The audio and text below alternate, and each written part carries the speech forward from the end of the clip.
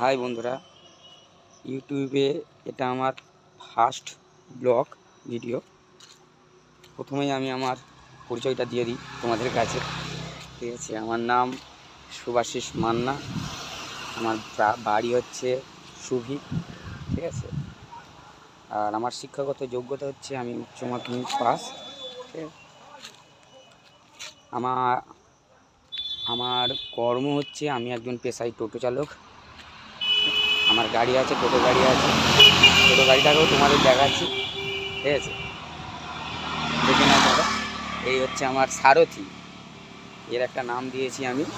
ঠিক আছে, এর নামটা হচ্ছে ধান্য।